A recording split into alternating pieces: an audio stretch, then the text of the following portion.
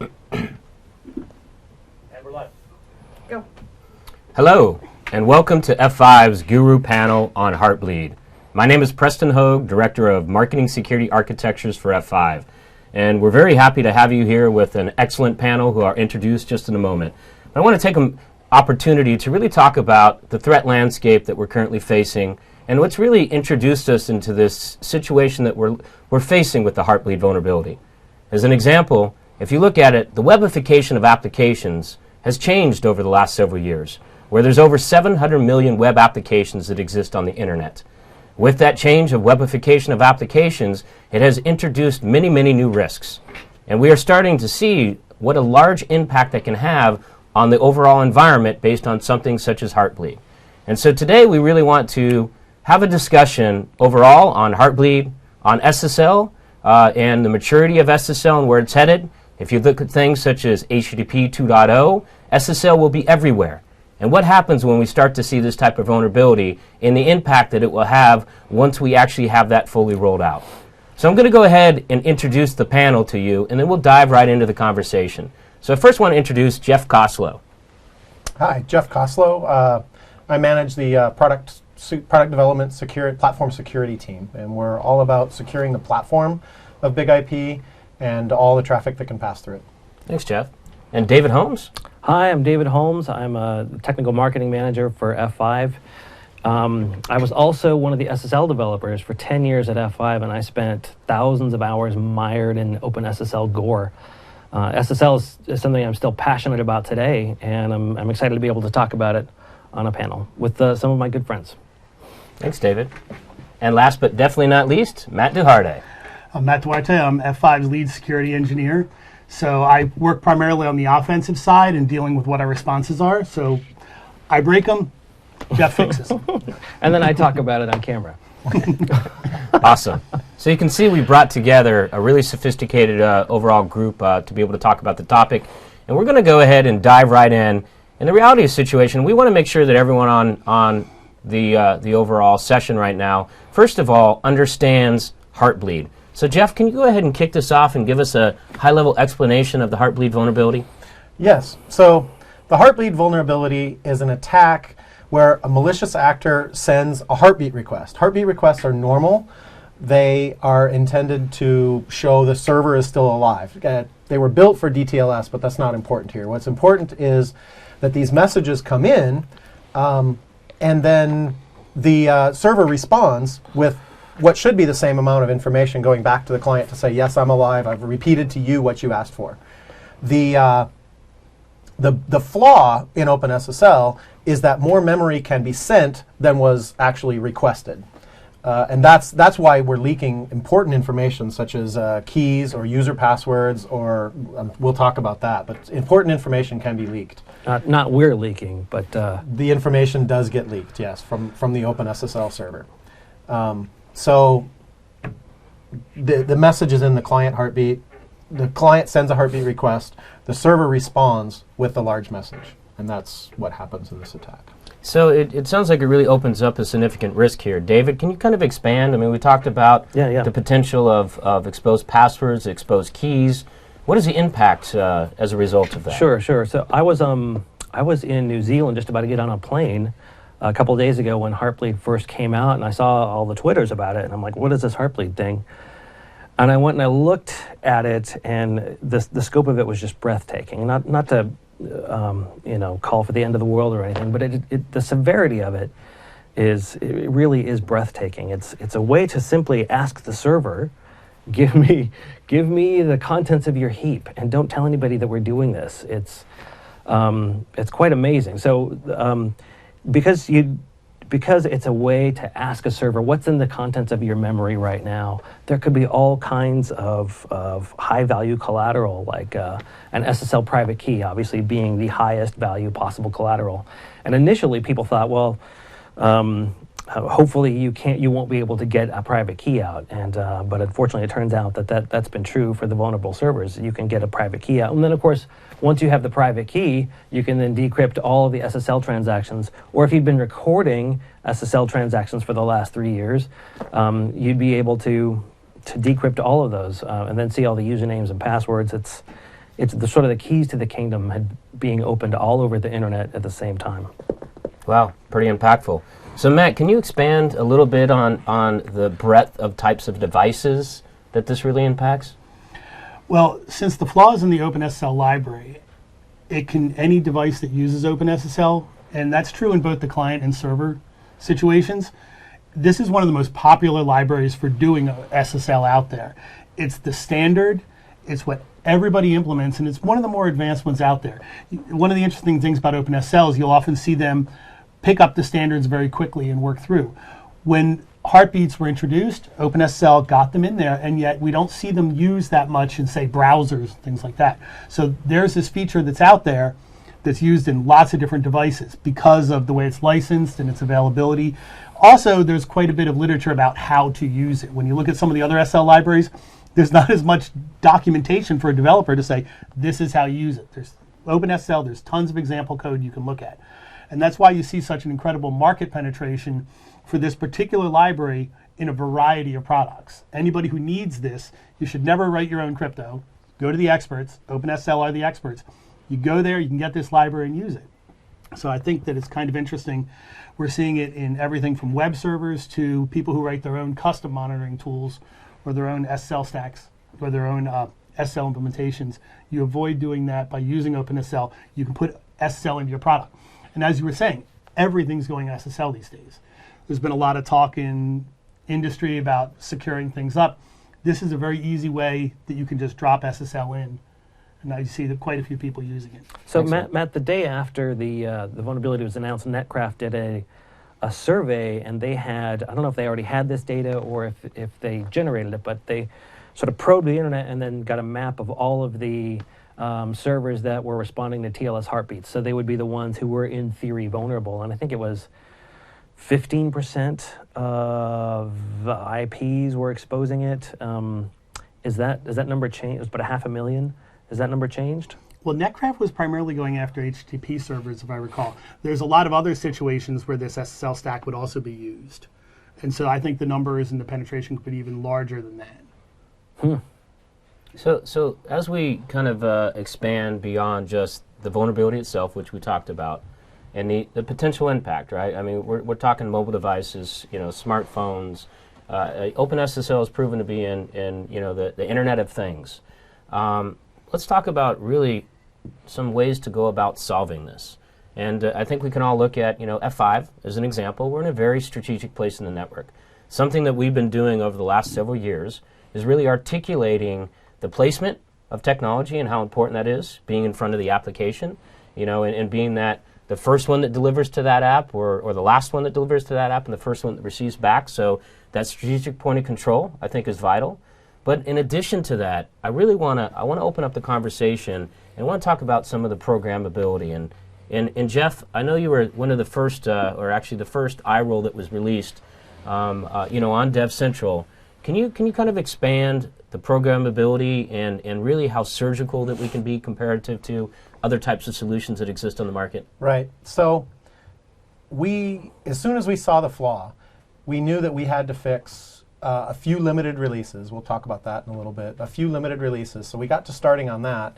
And then the next thing that we did was we said, well, we have this programmability that you just mentioned, and we can actually write an iRule to block the malicious heartbeat requests. And so shortly after the attack went public, we had an iRule and we posted it, and it had the ability to stop the malicious heartbeat requests coming in. Do you have to have the iRule to be protected?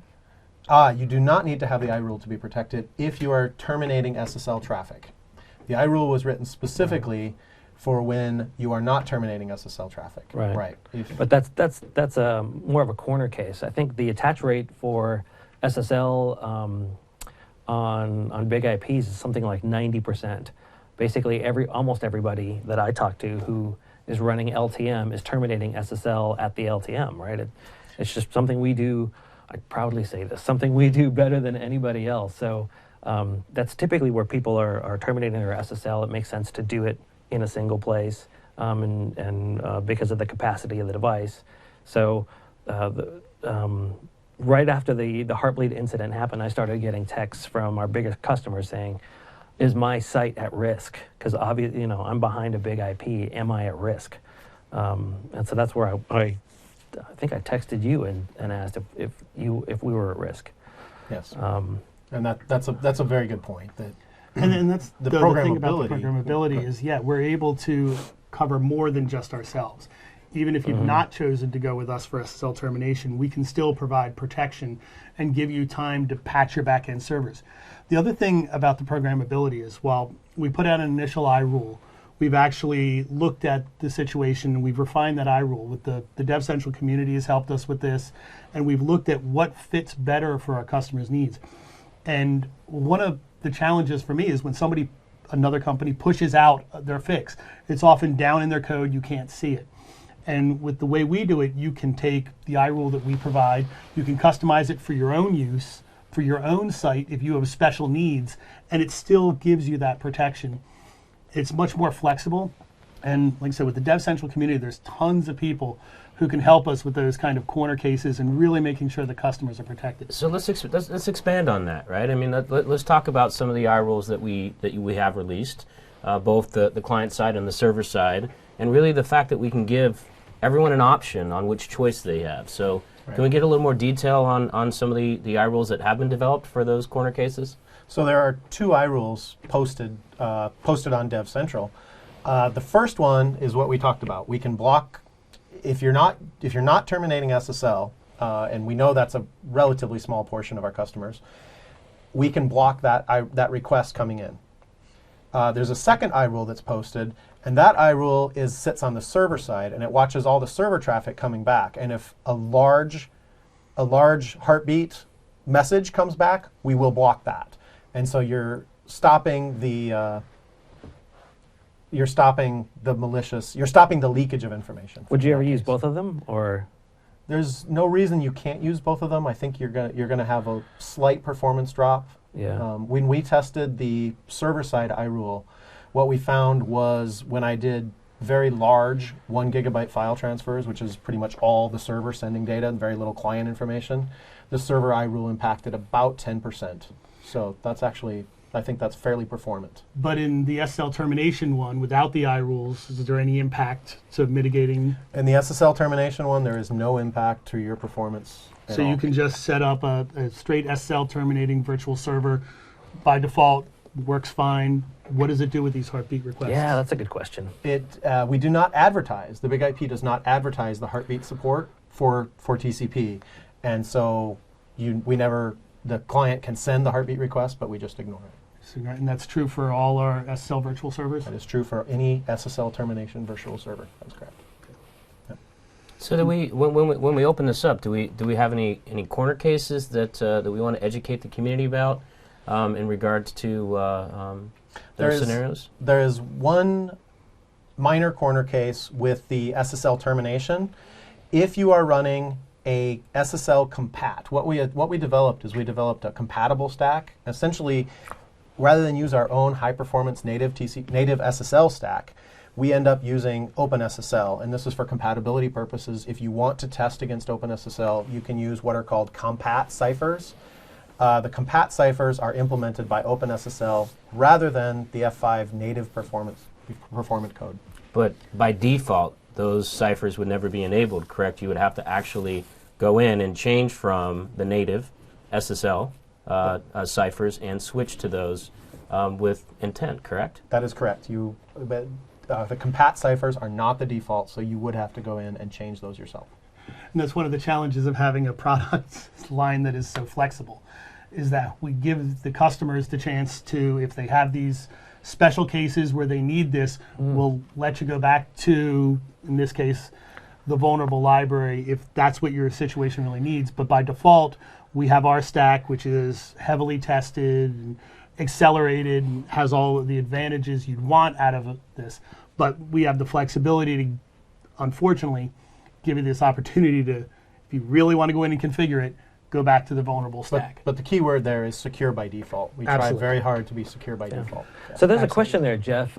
Is the iRule universal or HTTPS only? Do you think that means, are they talking about other protocols like SMTP over SSL? Is the iRule universal or HTTPS only? The iRule specifically is for any traffic that's coming through any virtual server that is doing SSL. That SSL may be coming through the virtual server. So it's not limited to HTTP. You could be using it with SMTP/S or any protocol that uses SSL as its transport. What about Speedy?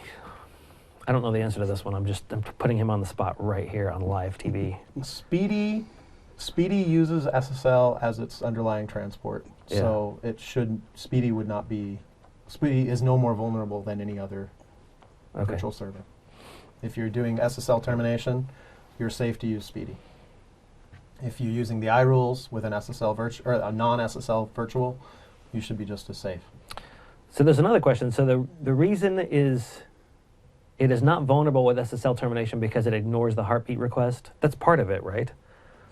What the iRule currently does is if a heartbeat request is received, we drop the whole entire connection. So you are not exposed to this traffic.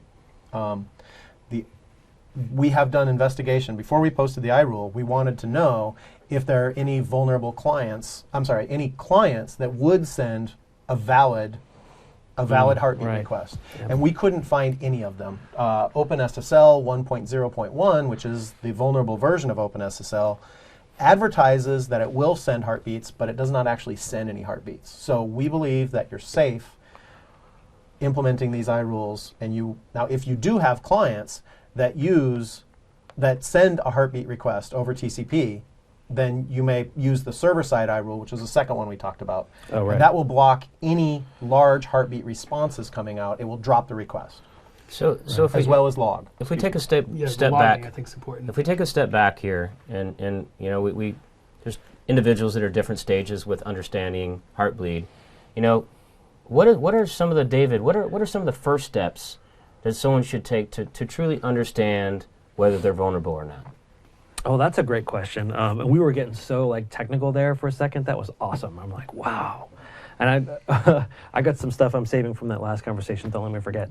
But how can you tell if you're vulnerable? That's a great question. There's a lot of Heartbleed check sites out there. We don't officially endorse one.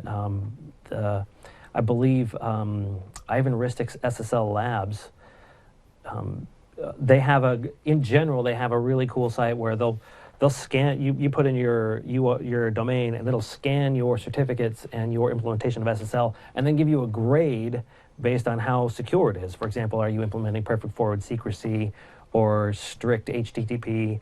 And then it'll give you a grade. And they added whether or not you're vulnerable to Heartbleed. So I guess on a personal level, if I were to recommend one, I would say go to SSL Labs and look at use their scanner.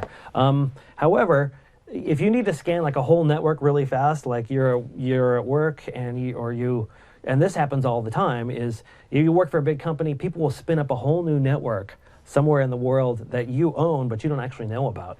Penetration testers know this. Anyway, as you find those, scan them using, I would say, the Nmap scanner, because Nmap has a Heartbleed script that you can download. They've actually released 2 scripts into their network. So you can use Nmap to discover HTTPS servers or SSL servers in general, and then you can tell it to run these 2 scripts. One of them looks at what the extensions for SSL are being advertised out, which is a good one to see whether or not you're even advertising Heartbleed. Then there's a second script that is specifically looking for the Heartbleed vulnerability. So you would run your Nmap with the ---- scripts, and these 2 scripts that are available from the Nmap guys, they're in the repository now. And that's really probably the easiest way to do it if you have a bulk scan you want to do. And obviously, anytime you're doing scanning, you want to make sure that you're scanning your own sites. You don't scan other people's sites. There are lots of signatures out there where you're seeing tons of stuff on the mailing list where people are saying, I'm constantly being scanned for Heartbleed. Yeah, you don't want to do that. You scan your own sites, take care of your own stuff, don't go scanning other people with it. But I like the Nmap, and yes, there's a whole variety of scripts that are available for testing it specifically. Thank you, Matt. So before we dive into some additional questions that we got going on here, we've talked about now how to identify the vulnerability, and of course we have already been talking about the SSL profile versus an iRule. now that we've identified the vulnerability, what is the best solution to take forward? I mean, obviously, David, you had mentioned the fact that really the majority of the customers have enabled SSL. For those customers that don't, do we recommend a short-time implementation of an iRule and then a migration over to the SSL?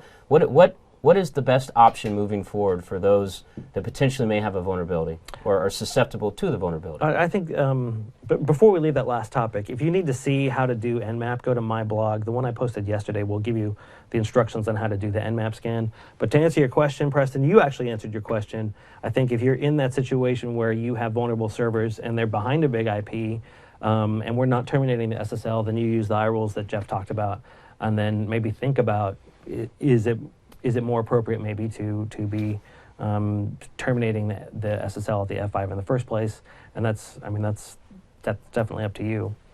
And you bring up, you solidify a very good point here, right, is the fact that the iRule in itself we're not stating is going to be the fix-all. What we're really alluding to is the fact that it's an ability to do a virtual patch. It's an ability to get something out there to block and have a defense to ensure that you have the appropriate time to be able to fix all those servers that if they happen to be the SSLs on those servers. And I think it also brings some awareness as well that by putting SSL and terminating it on an application delivery controller seems to be a pretty good location as it relates to efficiency and just overall effectiveness.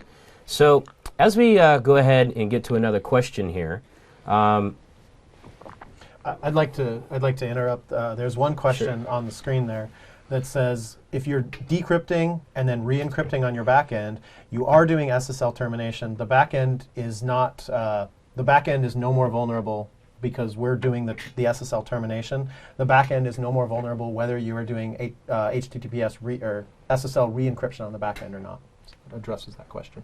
Right. Well, and I think the key thing there, though, is if you're I mean, it is a potential, and I think that we need to bring this up. If they're terminating initially on F5, they decrypt and then re-terminate on the backend servers. If those backend servers themselves are running the Heartbleed vulnerability, we, of course, will not be susceptible to that vulnerability. That's right. But once it's re-encrypted, there is a potential, obviously, to be open to that vulnerability if they're running that OpenSSL version. Yes.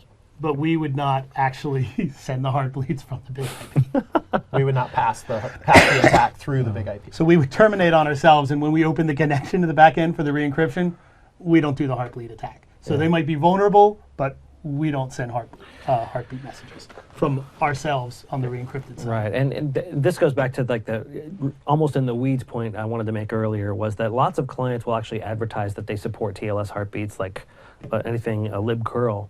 And there's all kinds of monitoring systems. I think some of the monitoring systems in Big IP use that. And they'll advertise that they're going to do heartbeats, but they don't actually do heartbeats. So keep that in mind if you see heartbeats negotiated in the handshake, that they may not actually be happening afterward. There's a question there. Is there a vulnerability for IIS servers with a VeriSign SSL installed locally where the F5 is not terminating the SSL? As far as I know, IIS doesn't use any OpenSSL at all. So the vulnerability is restricted mostly to like Linux, Apache, Nginx, servers that use OpenSSL. Is that right? Yes. So the next question that we have there is once a block is in place, don't you also have to renew the certificates and change passwords if you may have been hacked already?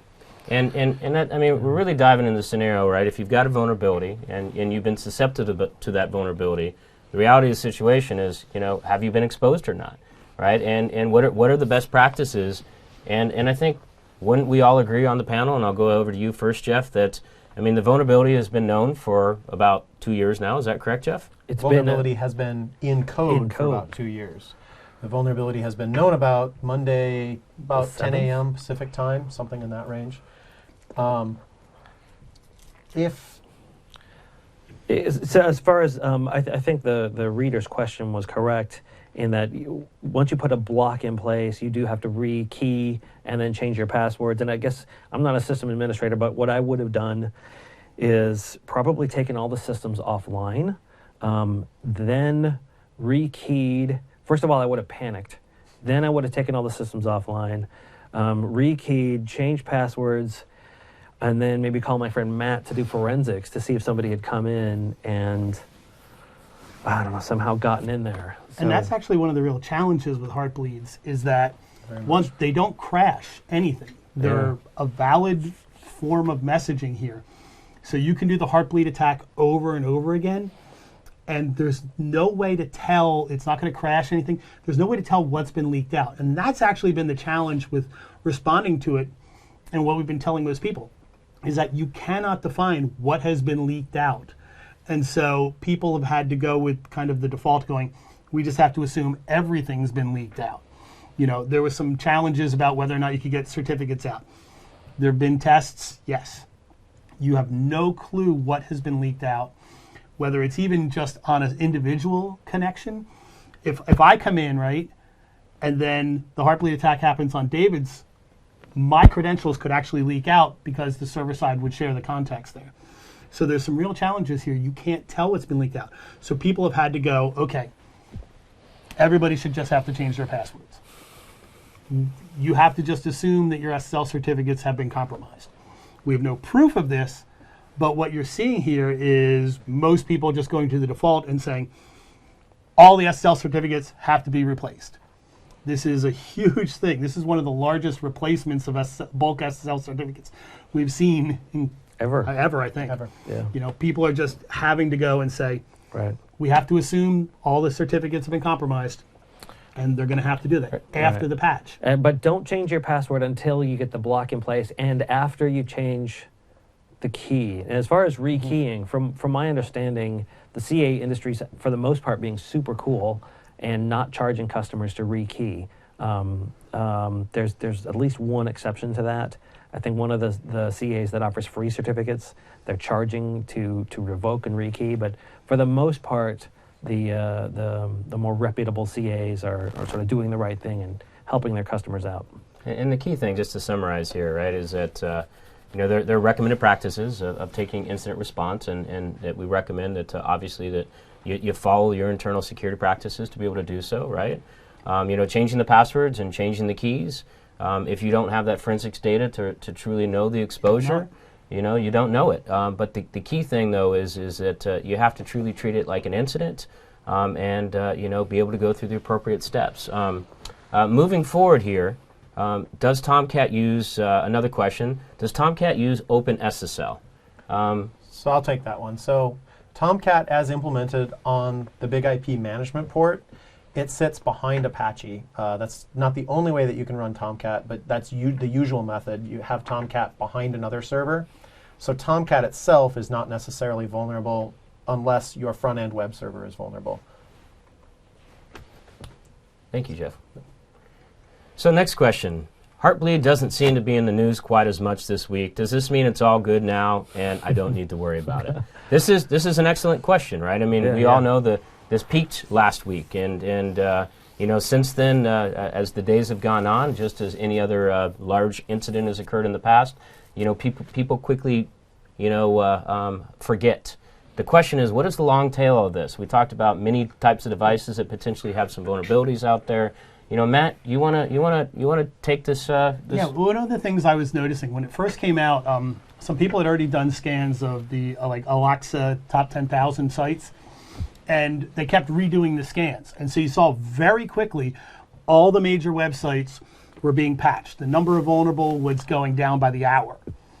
So one of the things that you have to consider here is, yes, all the big sites probably are patched. They have a lot of awareness. Most of the tools that people do testing, I have already mentioned Nmap and Nessus and Metasploit, all these free tools that everybody used to have checks for this. I guarantee you every pen test in the world will check for this from now on. So I think a lot of your major sites will be patched very quickly. Their challenge right now is the remediation step. After you go through all those new certificates, right? Well, that means all the old certificates are revoked, and now you have these massive revocation lists that have to be dealt with. But we can talk about that later. We'll talk about it if somebody brings it up. Yeah, let's go back to this. But since OpenSSL is used in so many different places, where I think you're going to see the long tail of this is the continued smaller devices. Not your big websites. They all got patched. They all have security teams who can watch this. But your smaller sites where you have aggregations of hundreds of people. Amazon Web Service, they patched everybody together. That was great. But your mom and pop shops that have a smaller one, they may not have got that, hey, I need to upgrade the OpenSSL. They'll get it the next time somebody actually updates the Debian distro on the box. So they may not do that often for fear of breaking it. So the long tails, obviously, this thing isn't going to be solved this week, No. right? Let's also talk. I want to expand a little bit here because we talked about the how big of an impact this is, but an area that we haven't talked about yet that is obviously becoming more apparent as the days move forward is that it's not only the server side on OpenSSL that's vulnerable, but we also have the client side. Now, granted, may not be as large of a risk, but Jeff, can you kind of expand a little bit on the impacts to the client? Yes. So OpenSSL is a library. It can be used on the server side or on the client side. There are a lot of clients out there that may use OpenSSL to do their SSL termination. They still have the same heartbeat attack. The heartbeat attack, in this case, the heartbeat request is coming from the server. The client now decides to respond, and it has the same bug, and it could respond with some extra memory. This is a much more limited attack. For one thing, if you're attacking a server, you're gaining server information that may have other users' information in it. If you're attacking a client, you can only attack the single point of the client. Additionally, you need to be able to trick the client into actually contacting you over SSL. That may involve many other attacks. It may involve DNS hijacking or something else in order to get Clickjacking. Yeah, I mean, you could see this end up in like BEEF, the browser exploitation frameworks. And right now, I mentioned it was in Metasploit. Well, it's in scanners for Metasploit. It'll find this. I wouldn't be surprised to see actually exploits come later where you have a callback where the client, you find a vulnerable client, you have them contact you, and then you act as the server and start extracting the memory. Yes. At first I was saying, well, we haven't seen it in any crime kits yet, but I fully expect this to be, when you were talking about the long tail, it'll end up in the crime kits.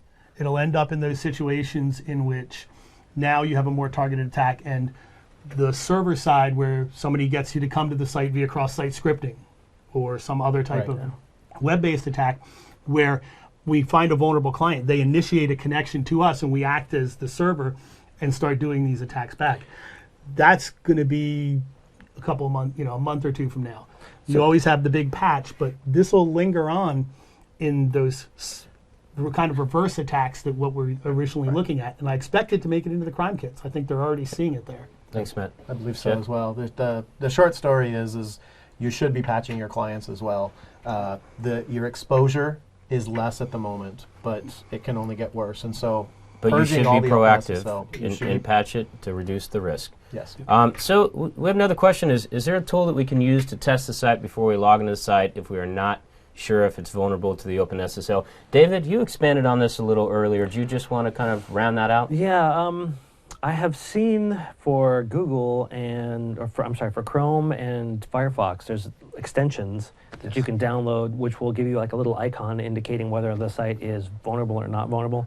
I haven't tried them myself. What are you guys doing? I have. They're a little temperamental. I tried both the Firefox and the Chrome ones, and they worked fairly well, but I think we want to wait in one more code revision because they seem to lock up a little bit. But at least having it right there in the browser is a good sign.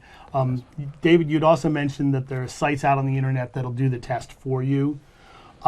Personally, what I prefer to do is Google the name of the site and Heartbleed and go see what their statement on Heartbleed is, because I know when I went through, my bank and my credit card companies and all that, I was very easily able to see every one of them had a statement that said, we are not vulnerable. Yeah. Actually, I lucked out that way. Matt, you bring up a good point here, and actually, David, is a little bit, I know that you'd written about this quite extensively on F5, and I kind of want to, and you and I have talked a little bit about this, but I want to expand here a little bit where we look at, what verticals out there are vulnerable. And I know you've dealt with a lot of different customers. I mean, there's definitely a distinction between Department of Defense or a company like a cloud provider. Can you expand on some of?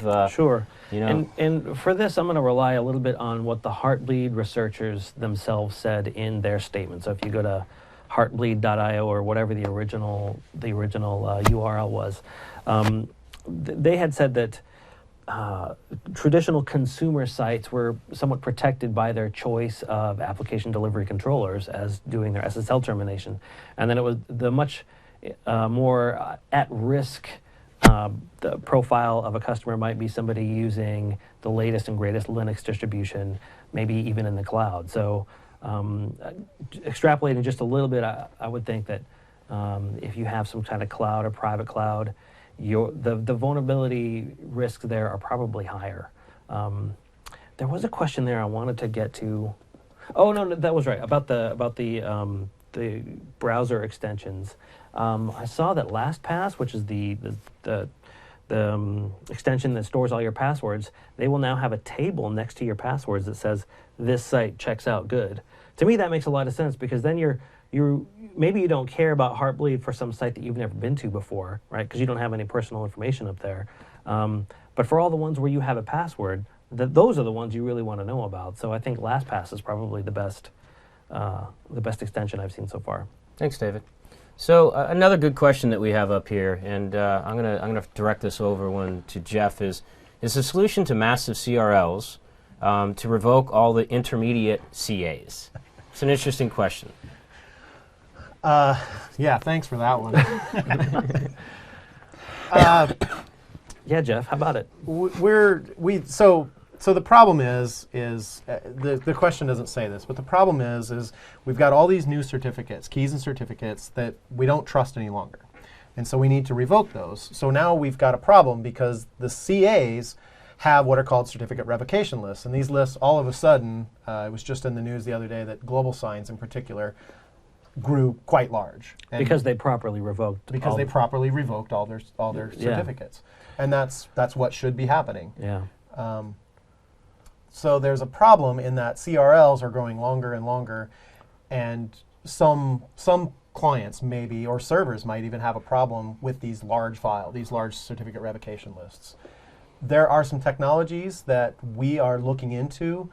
OCSP is one that's actually pretty interesting. There's a really interesting technology that I don't think we'll have time to go into here today called OCSP stapling.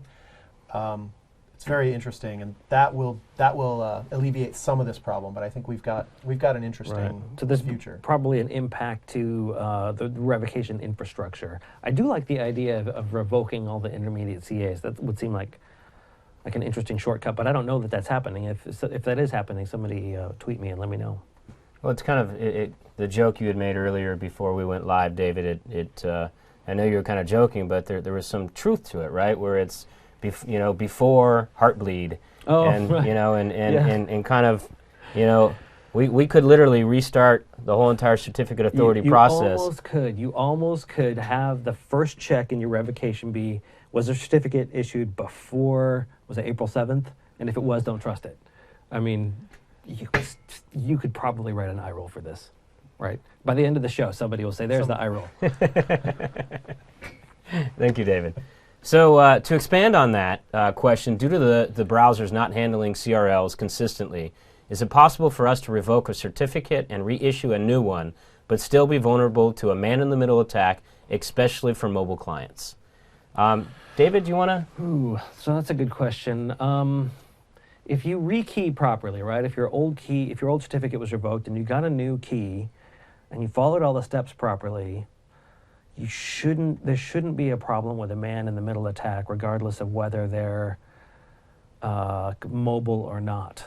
I don't think that there is. If I'm wrong, somebody bring it up and we can discuss it. But I don't think that there's a risk there. I think the bigger risk is somebody who's gotten a hold of the old certificate. Yes. Being able to set up a fake site that would pass all the checks, given that they have the certificate. Oh yeah. So in phishing, that's a challenge, and that's where you have to check if the certificate's been revoked. Yes. Because I'm almost worried more about phishing sites than I am about man-in-the-middle in this case. Okay, yeah. So if they can redirect you with DNS or something, they get in the way and they send you somewhere else, and they have your key insert, maybe they could trick your customer or your user into going there. First step in all the phishing attacks, yeah. So to mitigate that, you'd want to use something like IP reputation, for which you can get on Big IP, or web fraud protection. There's several solutions you can use. But that's a great question. Was that one of ours? It- I don't think that was one of ours. That was good. It really is, and I think it opens up. I mean, we talk about the impact, and I think that everyone talks. I mean, David, you talk about breathtaking, right? And I know we've dealt with a lot of security incidents over the years as we work together, right? And this is huge. We talked earlier about, and imagine this, a website and every single user that goes to the website potentially having their passwords exposed. And if that's not large enough of an impact, you can actually have the entire site itself certificate keys where you can impersonate. So you're introducing all elements of fraud here because you take that one username's password from that one location. We all know people use the same passwords in other locations, and they're already trying that out. Yeah, So we really that's a great segue into that question. we really see an impact to both the consumer and also, of course, on the other side of it, to those large sites where fraud is becoming, especially web fraud, is becoming a larger and larger issue as the days pass, which is why F5 just recently acquired a company called VeriSafe, and why we have web fraud protection ourselves, because fraud in itself traditionally has been in existence forever, but now we're seeing it migrate up the stack. As we've seen the webification of applications, people are now taking advantage in trying to exploit those sites for fraud. So that is something else that obviously is becoming much more prevalent that exists out there. So let's go ahead and get to the next question there. From your expert view, what is your opinion on services like LogMeIn and the impact on users? I personally am not familiar with LogMeIn. Are anyone on the panel familiar with what that site is? If it's one of the, and I don't know for sure, but if it's one of the ones that store your passwords, and if the discussion is more about like, are those things safe? Because they're putting all your passwords in one place, right? The internet is so huge these days. You need to have so many passwords. I don't know how people exist without things like I use Password Safe to keep all my passwords in it. I know a lot of people rely on LastPass. So Or one password, right? Yeah. So strangely enough, the security experts on the panel are not using cloud-based key password storage, where I assume I'm using something local onto my box. Yeah. And so That's what I do. Yeah, so that's why we're not all familiar with LogMeIn. But it brings up a good point, right? I mean, best practices, and we just want to get a disclaimer out here, right? As it relates to recommendations, this is a panel that's designed to be giving you guys our opinions, and I think it's always wise to be working with your security department at your own company when dealing with an incident. And what we are providing is really guidance and our opinions from a security expertise perspective. But changing the passwords is a critical component here, right? The exposure is large. We all know about general password procedures, but we all connect. Anyone that connects on a daily basis to websites and there's a potential exposure, it's highly recommended that you're changing all of those passwords, despite whether they're stored locally or whether they're stored in the cloud. Yeah, I want to take number be sure 6. you understand. I was going to say, be sure you understand that. I'll admit it. I'm a Mac user. And if you're not careful, your keychain will sync out to iCloud. Even though you think it's local to your box, it does sync out to backup. That is true. And so you might have a site that you don't need to change the password for, that didn't use OpenSSL. They're perfectly safe, but if your keychain leaked, somehow you'd get that. And you want to have unique passwords everywhere and all the standard stuff that whatever your corporate wants you to use. Absolutely. But yeah, there's a lot of challenges out there because you've got to also think of backup solutions for that same thing. If you're using an online backup service, you better make sure they're secure on this stuff too. That could be your backup that leaked and got intercepted. So again, you have to really check all your services and really understand other places where SSL come up. Not just the websites, but your backup service. Go check with them and make sure their secure backup didn't use OpenSSL also. Thank you, Matt. Or VPNs. And I want to take that lots top of stuff. one. Chrome appears not to check revocation by default as a speed improvement. Chrome does something really interesting, and I don't think it's well known, and I don't think that they publicize how they do it. But they actually have their own sort of technology where they will take everybody else's CRL files and then merge it all together somehow, and then distribute that to the Chrome browser. so that it has the CRL information. It just doesn't appear to be checking in real time. So they still have the speed improvement, but they're still properly following revocation law. So anyway, I just wanted to throw that one out there. Thank you, David. So this next one, I really like this question. It's, do we anticipate any other major issues with OpenSSL, and what should I do as a business to mitigate these upcoming problems? And I want to take this for a moment and then pass it to the panel. And this really ties back to the importance of having a strategic point of control in the right location in front of the application. A, and then B, also having the ability to have programmability that is very surgical. And what we talk about eye rolls is that whether it was the Apache killer vulnerability that came out, where it took the rest of the world to come out with a patch 9 days later, and we had an eye roll that was available as a virtual patch, or whether it's the vulnerability that we're talking about here on Heartbleed. The key is it may not be OpenSSL. It could be one of the other types of SSL ciphers that exist out there. It could be another type of web server that exists out there. I think the critical component here is ensuring that you have a control such as an ADC that can be surgical, so when the vulnerability comes out, you can ensure that your window of exposure is the smallest that it possibly can be. And I think that that really is the benefit that we have with eye rolls. And Jeff, I don't know if you have anything to add on to that. I mean, I know you and David and Matt have all been dealing with eye rolls for years.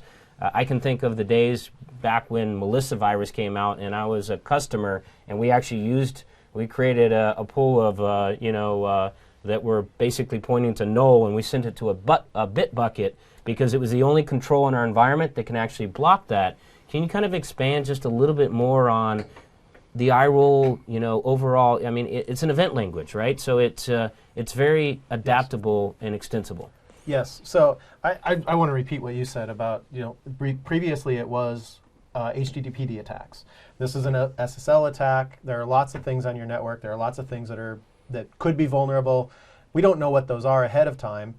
Having a spot where you can make patches, make changes in one spot is a very, very powerful programmability ability.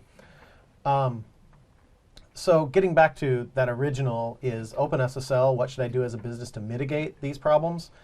I think we've covered that, right? Yeah. Having the ability to patch in one spot and respond quickly. Right. As far as anticipating other major issues with OpenSSL, like I said, I've spent thousands of hours in it, and OpenSSL is legendary for how difficult it is to work with it. I absolutely expect more and more problems. Somebody had speculated that if a nation state had been sitting auditing the code, they may have hundreds of exploits similar to Heartbleed in their pockets. It's not beyond the realm of possibility that might happen. It's just the code is super complicated, and you have multiple people adding to it all the time, and they are a group that deserves some kind of extra help, some more funding from groups or even other NGOs or something. Actually, people are working on that. In the case of OpenSSL, there are a lot of people who there's an online one right now where people are saying, like they did with TrueCrypt, we would like to get some professionals to look at this and audit the code. They did that with TrueCrypt. I know there's at least one online where people are they consider it such a vital library. So something, Matt, something I want to get here, because there's a point that David was making, and just OpenSSL in general, is that in your paper, David, you had mentioned the fact of our native code and some details about it of why we aren't vulnerable. And like moving forward, the path forward that we're looking at here is that, explain the difference between our SSL stack and the OpenSSL stack. And David, I'd like you to first take this, and then Matt, if you can kind of pick up from there, because I think this is this is very fundamental point that I think that everyone should know, because this is avoidable. Yeah, and at the same time, I'll answer the question number 8. which is, hey, I have the compat cipher and it's vulnerable. What can I do to mitigate the risk? It's interesting that there's at least one person running the compat cipher. The reason that exists is because we long ago sort of gave up on using OpenSSL in our native code path because mostly because it didn't do the kind of things we needed. We needed something super high performance, really, really bleeding edge stuff, and that's why we rewrote SSL from the ground up, and we're full proxy for TCP, HTTP, and now for SSL because of the way we did that. We are RFC compliant, obviously, with our SSL stack, but every now and then there'll be some weird little thing that doesn't quite work right, usually because of the way OpenSSL does it. As a matter of fact, I think I was reading that OpenSSL itself doesn't implement TLS heartbeats in a perfectly compliant way. So that's the kind of case where somebody might have been using the compat cipher in the first place. So how is this person going to mitigate it? I would say reevaluate exactly why you're using the compat cipher. Is it because you have to talk to some weird OpenSSL thing that we can't handle for you? And reevaluate that. And David, if it's the case, can they use the I rule and still use the compact ciphers? Oh, that's a great question. Which I'm gonna give to Jeff. I have not tested that scenario, but I believe that's correct because as you mentioned earlier, the way iRules work is they are events that happen in the flow of a TCP connection. And so the events will fire just like regular, and it should stop the attack. Awesome. Yes. And then the first question I've, of course, asked that person is what version of our software they're running. Because this compat vulnerability only exists in the 11.5.0 and 11.5.1 lines of code, and we already have hotfixes available for both of those that remove this vulnerability. So that's an excellent point, yeah, Matt. if you're on those, put the hotfixes on, and Yes. you can really keep doing it. You're One fine. more question So I want to shut ask your you, system Matt. down, put the hotfixes on, get new certificates, change your passwords, and then have a drink. Repeat and rinse. So, Matt, there's one more question I want to ask you on this topic. You know, that we have, and you know, I met you back in the days when you were building out originally iHealth. Yep. And it's an excellent tool for you know, to be able to understand some of the sites that are vulnerable out there. I know you've done a little bit of internal analysis yourself. You know, can you give us you know, a little bit of view of the customers that are using iHealth? Yep. Of how many have we seen out there that are actually using the ciphers? That's an interesting question. The compact ciphers. Yeah, for people who don't know, iHealth is a service that we have where you can put your config in and we'll take a look at it for you, give you some advice, and view it out. So customers who've chosen to take advantage of this, we still have those. We keep them for a length of time. So in the last 6 months, we had, I think, 60 or 70,000 quick views, unique quick views submitted to look at the system. We then filtered that for people who are using 11.5 and 11.5.1 and looked through all their virtual servers to ask if they were using the compat cipher. And out of all of those quick views, we found one customer It's that guy. who had compat configured. And oddly enough, we just happened to also have a contact for him, and we actually reached out to him and said, by the way, just in case,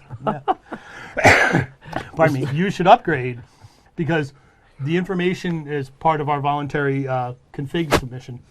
We know this about you. We want to make sure you know about it. So actually out of 60 or 70,000 unique quick views in the last 6 months, we only actually found one person or one quick view submitted. So you're saying we protected 100% of the compat cipher viewer. But yeah, dude, just to reiterate here, because we want to make sure that there potentially, obviously, may be more individuals. Mm-hmm. You know, is if there's a need and they have to run the compat ciphers for whatever reason that may be, we know that they have an iRoll option, right? If they don't have a business requirement or a technical requirement, our recommendation is to remove the ciphers and go with the native F5 ciphers. Is that correct, Jeff? That is correct. And if you're on 11.5, 11.5.1, and you really feel you need to do this, another very good at the point, thank hotfixes. you, Matt, to reinforce is that the only version on the compat ciphers is 11.5 and 11.5, or 11.5.1. Yeah, That's Okay. correct. Yeah. Awesome. Thank you. I want to say one more thing about iHealth.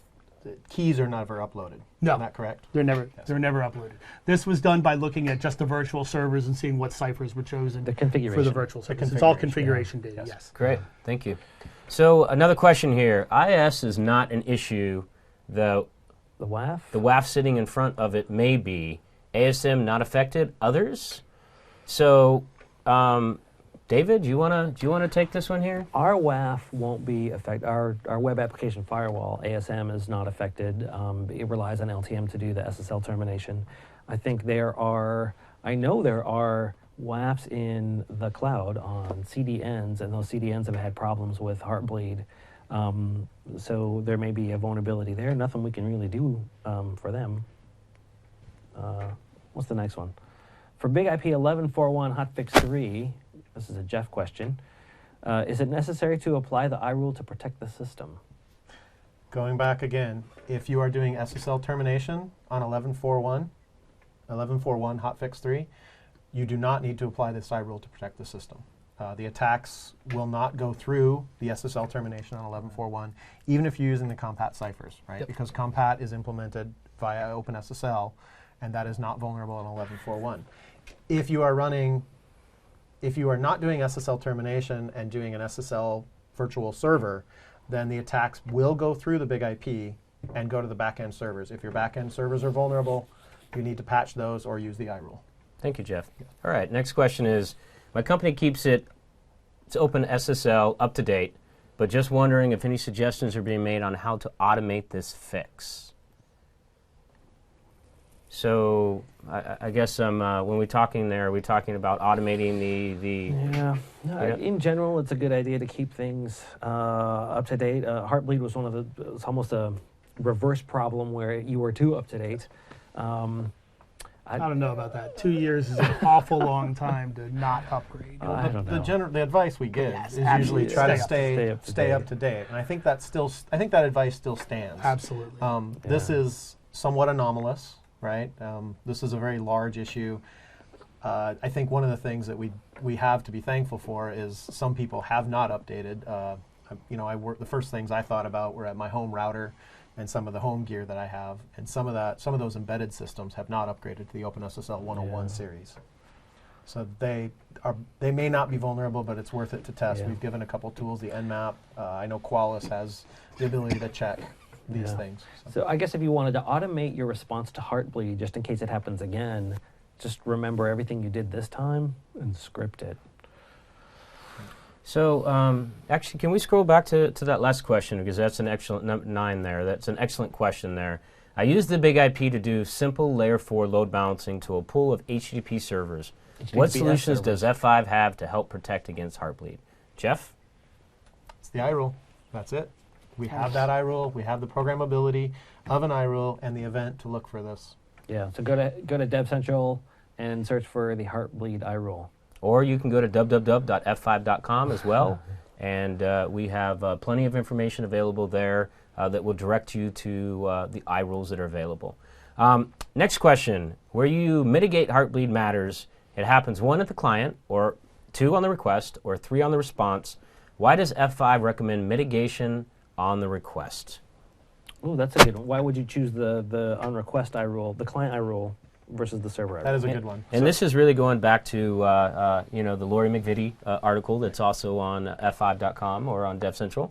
And we talk about the different types of iRules and the recommendations on each. And Jeff, I know since you've worked with both, there's pluses and minuses to each implementation. There are. So the client one stops the request from coming in and ever getting towards your backend servers at all. The good thing about that one is that, generally speaking, the client has a little bit less traffic, so there's a little bit less information for the iRule to look at to detect this attack. The second iRule is on the server side, and it watches for server responses that are larger than they should be. And then those get dropped right away. In our testing, we did some performance testing, and the server iRule dropped, I said, about 10%. So we believe both of them are viable iRules. They're going to be performant in your situation. You should test them. The client one is what we've been preferring because we have not seen any valid clients that actually send heartbeat requests. Yeah, we haven't had anybody who implemented the iRule and it broke their system. Right. Simple as that. Dropping the requests in, and I think this was mentioned briefly, you have to understand that the heartbeats were not really meant for the kind of SSL that's used in HTTPS and all that. It's in the protocol, it's there, but yeah, we've had lots of people implement this iRule and it hasn't broken anybody yet. It's better to mitigate as early as possible, and on the request seems the best way to do it. And that's, David, I'd like to actually have you elaborate on that a little bit, because I mean, we talk a lot about being surgical and the programmability about this, and you know, with F5 we look at the client and we look at the server response. It would be my assumption that if as Jeff had described about this vulnerability in the beginning, that all of a sudden I can pull back server keys or I can pull back passwords. So isn't it, you know, and Matt, you had just mentioned this, isn't it best to actually stop it on the initial request, because even when you do the reply, at that point in time you've already pulled that information back from the server? I mean... No, well, boy, that's an interesting. I hadn't considered. I think it's more of a performance thing or an architectural thing why you would choose one over the other. But I anticipate that there shouldn't be that many people putting the iRule out there. Honestly, that's going to be less than 10% of the people, right? Because of the SSL termination attach rate is so high. One thought I had this whole thing is the insider attack threat surface, right? If you're worried about insiders on getting onto your network now, again, there's a lot of literature out there about how to build networks and possibly having your servers protected and not available for just anyone to get on there. But if you're worried about the insider attack, then you use the client-side iRule. The server never has the ability to ever respond with that because we block it right away. So we got a question here from someone on Twitter. So some people rely on two-factor authentication for mitigating Heartbleed credential theft, but they don't consider that session hijacking is still vulnerable. What ideas and suggestions would you give to these users on how they can implement a more robust security solution? David, do you want to take the first? Yeah, that's a really complicated question, especially for Twitter. That seems like way more than 142 characters. So yes, you could use two-factor authentication as a way to protect your credentials, but as far as session hijacking, I think what they're maybe referring to is, suppose that some malicious actor had recorded all of your SSL sessions and then kept them for some time, and then when Heartbleed came out, they snuck in there, grabbed the private key, and now they're going to decrypt all of those.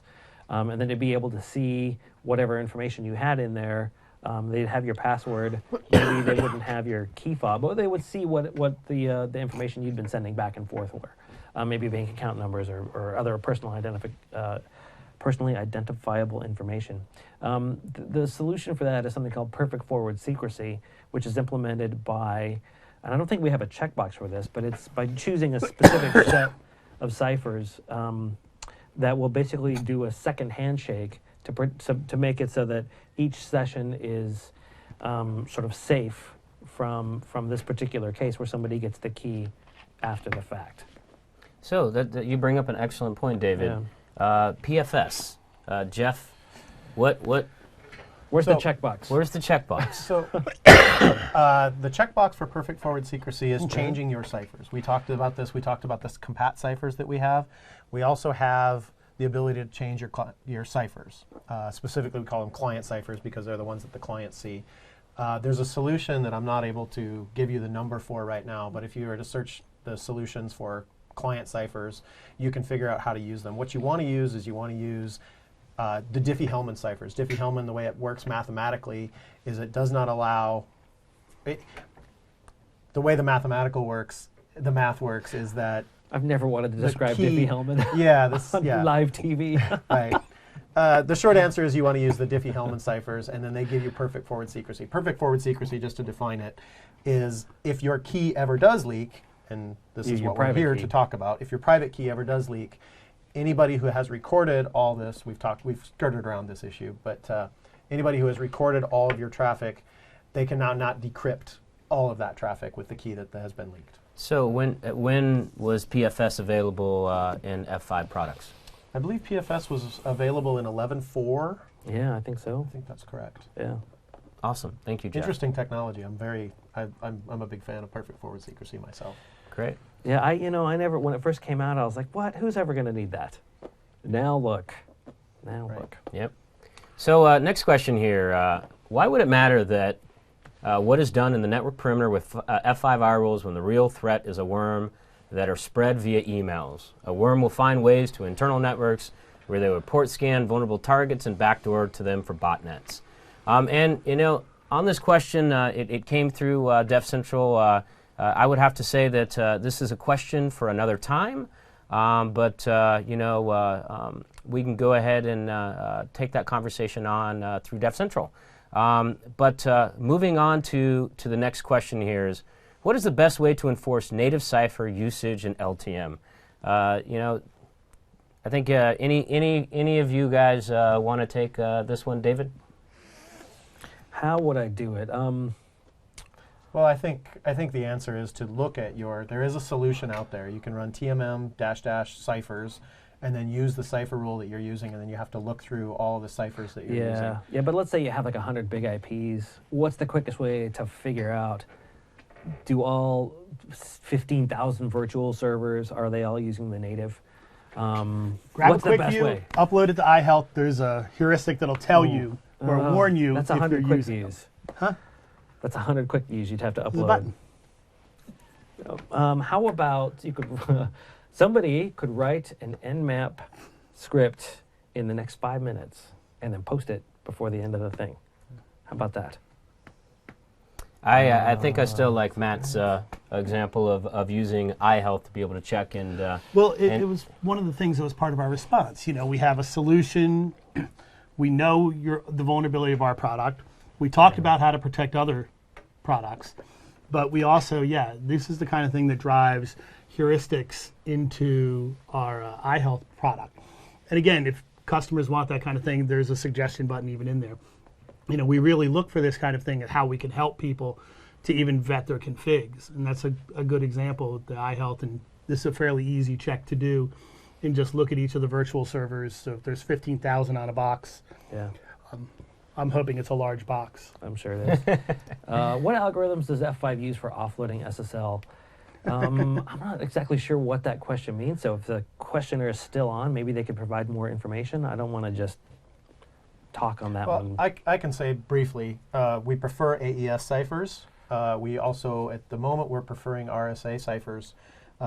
Elliptic curve and elliptic curve Diffie-Hellman is one of the next set of ciphers that's coming along, and we've talked a little bit about those, and I think that's where we're headed. The customers can tune what cipher set they want, but if you really want to take a look at what the default is and the order in which we'll prefer them, you should use the tools that are on the box. They'll tell you exactly which ones we use and what the preferred order is. So on a quick side topic on that, while F5, we talked about secure by default earlier. Yeah. So F5 has removed RC4 as a default cipher because of some of the latest attacks that have happened against RC4, and so we now prefer AES.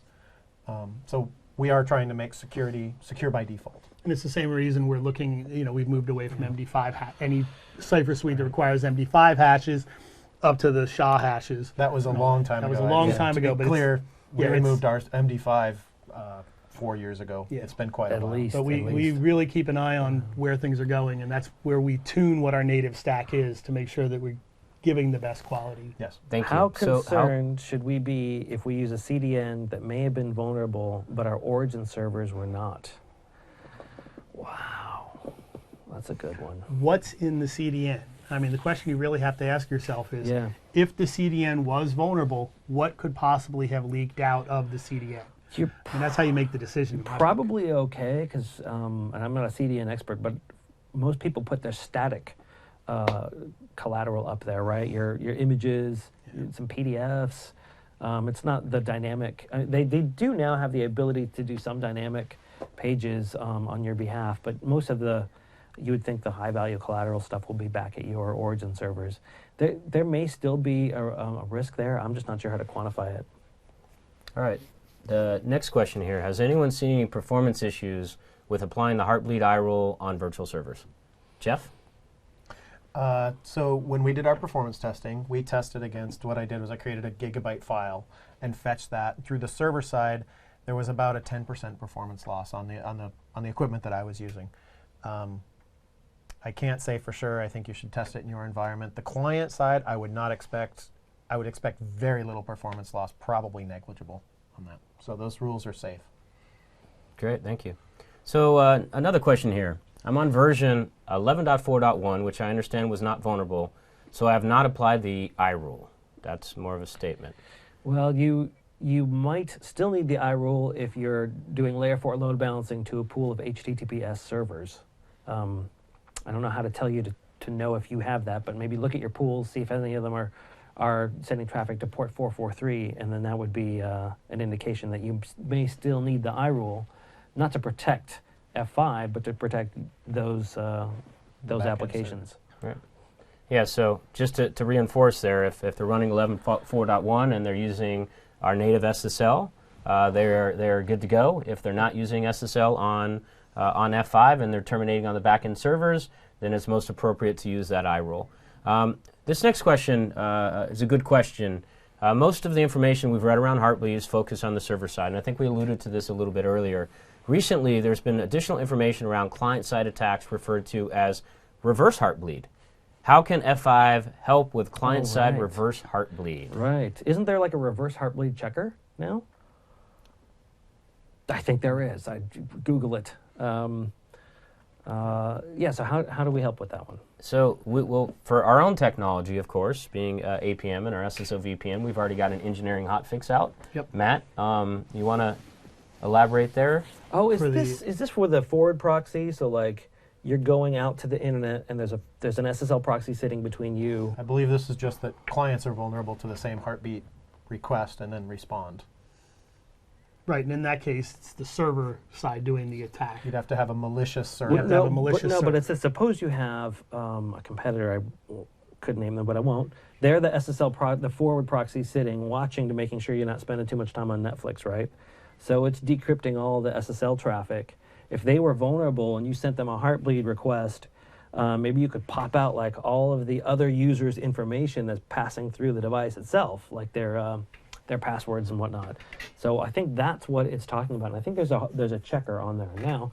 If you may or may not know, but F5 has a forward proxy called the Secure Web Gateway, which is based on, I think it's 11.5. Yes. So you should be able to use. See, are you going to need iRules for that? Probably not, because you wouldn't be using the native code. So you should be good. The F5 Secure Gateway would use a regular SSL termination profile. Exactly. So, and we've just started to add more information about Secure Web Gateway, and it does use the native SSL stack, so it wouldn't be vulnerable to it. So you may need to check with your, say, Blue Coat or other forward proxies to see if they're vulnerable. But this brings up a larger point that I hope people will take in mind, is that suppose you have an HTTPS server and it's not accessible to the outside world, right? It's only used internally, but it's vulnerable to Heartbleed. Do you need to worry about patching it? The answer, of course, is yes. Insider and the threats. reason is because Insider threats. the guy sitting next to you may not be as trustworthy as you, right? He may have a grudge against the company or whatever. It's maybe like after you're finished panicking and fixing all of your externally facing servers, you still need to go through your internal network and mitigate all those, because you don't want somebody internally getting root privs on some device here, and then it's just a question of time before they can jump over to somewhere else. Thank you, David. And before we get to the next question, I do want to give Matt a chance here to talk a little bit about the client side and the patches that we do have available. And Yeah, if you're using any of our client-side stuff, the iOS code or anything like that, we have hotfixes available currently for all of that code that you can get through F5 support. Otherwise, we'll have them posted out to the websites. Like, we have to wait to go through the App Store to get the iOS patches out for those for our VPNs, for our SSL VPNs. So, but you can get the patches directly from F5 support now. thank you, Matt. They're built and they're tested. We just, like I said, we have to go through a process to get them actually out onto the download sites. Thank you, Matt. And Jeff, did you have some additional comments? That hotfix for the client side is imminent. Yes. Thank you.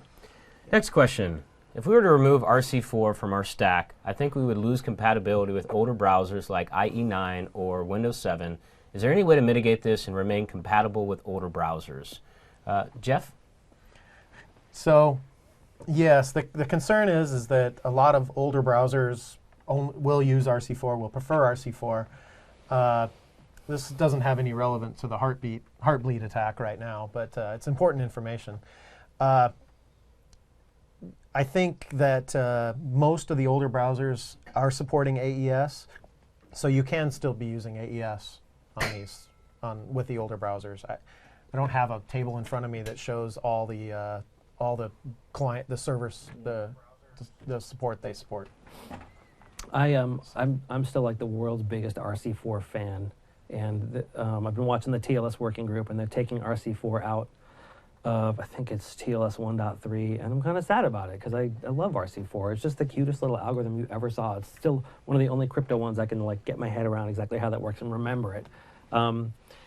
And it's one of the few viable stream ciphers, right? Right. We've had problems with block ciphers, so Exactly, I RC4 is a hate stream block ciphers. cipher. I don't know. There's a couple. Dan Bernstein of Chicago has a couple of algorithms out there, but they're not in widespread adoption right now. But it was stream just 2 years ago, not even 2 years ago, when AES had that problem. I can't remember if it was Beast or something, where we all had to switch back to RC4 temporarily. Remember, Google switched everything back over to RC4, so the world's busiest site and the world's most popular browser. We're using RC4 primarily just like 2 years ago. So it's, I'm sad to see it go. However, we haven't removed it yet. We recently made SSL version 3 not on by default, which is a tricky thing, which should have its own solution profile if you don't have it already. But even though it's not on by default, you still have access to it in Big IP, and the same thing will be true for RC4. So in some future version where we remove it, it'll simply not be negotiable by default, but you'll be able to add it back in. So I want to say one thing about that.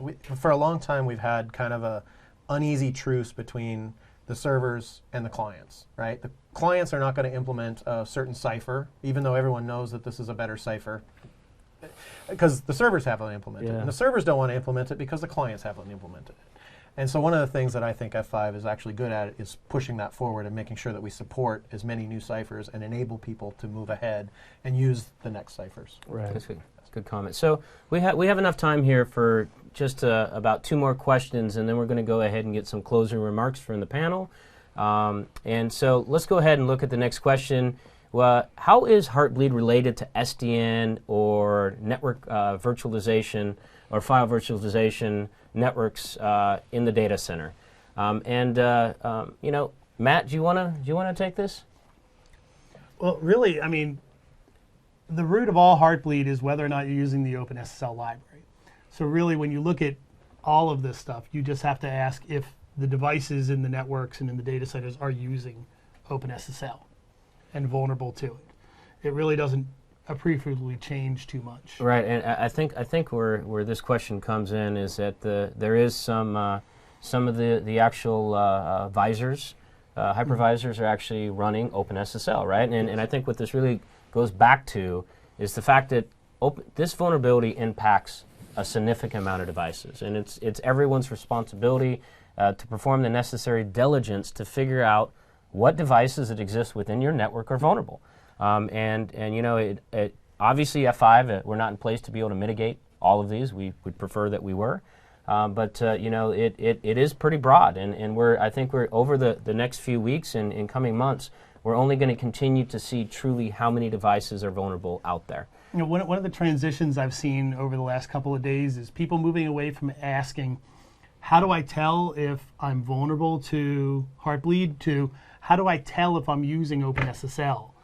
How do I tell if my programs, you see a lot more people saying, how do I tell if it's statically compiled in, if I'm linked against it, and what version I'm linked against? People are starting to move on to that second tier of things to ask, is this even using OpenSSL? Yeah, because there's still many questions out there. Right? Yeah. I mean, I think this is every time I read another article, another type of device is vulnerable, and a type of device that you would never suspect was running OpenSSL.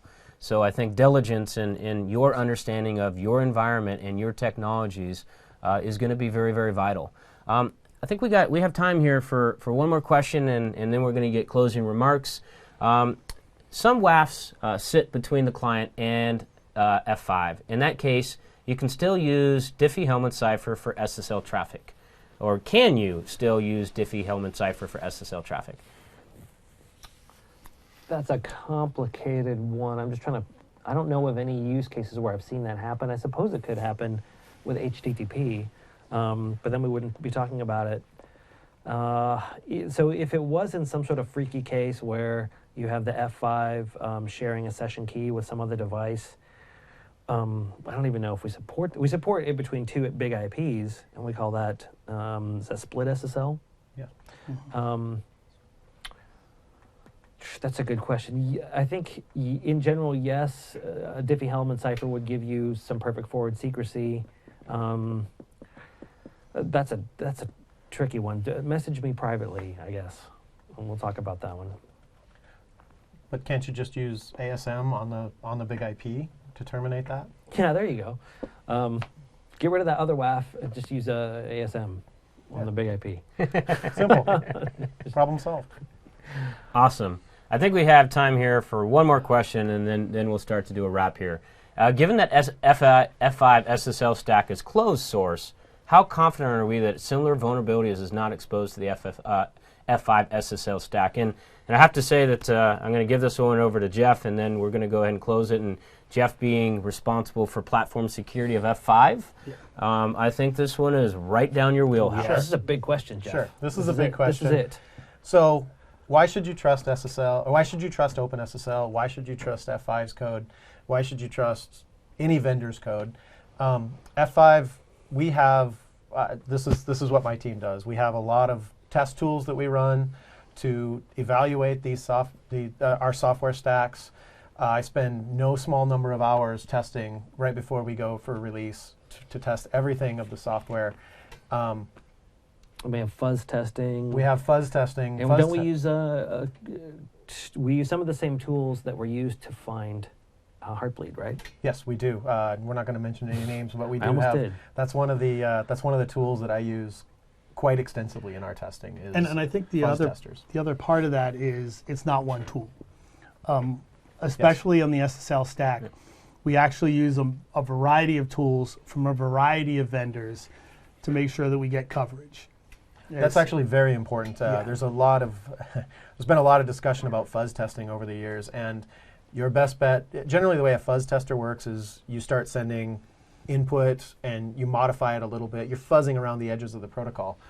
And it's well known that in order to do good fuzz testing, because this can take hours or days, you should use multiple ones because they detect different things. Yeah. And so that's one of our strategies. And they have different strengths. Yeah. Thank you. So to summarize that, I mean, no vendor is obviously can avoid the fact that anytime we build software, there's a potential for vulnerability. F5 believes that we are very diligent about our practices, but as we all know, there's still a potential that vulnerabilities will exist, and it's very important to be able to have that appropriate placement within the network in front of that application, and then of course to be able to have those additional tools to be able to compensate for these types of vulnerabilities.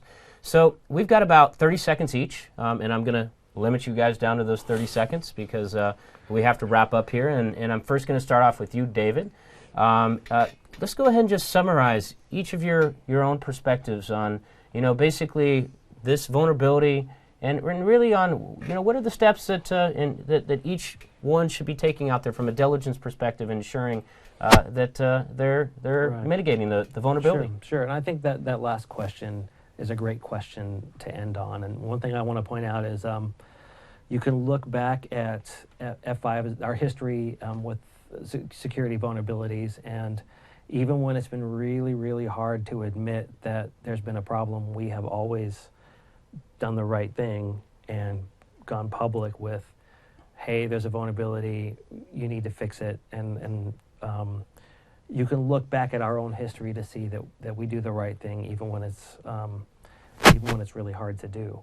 In the case of Heartbleed, we had our own iRules and patches that we're putting out, but it's been so interesting to be able to say,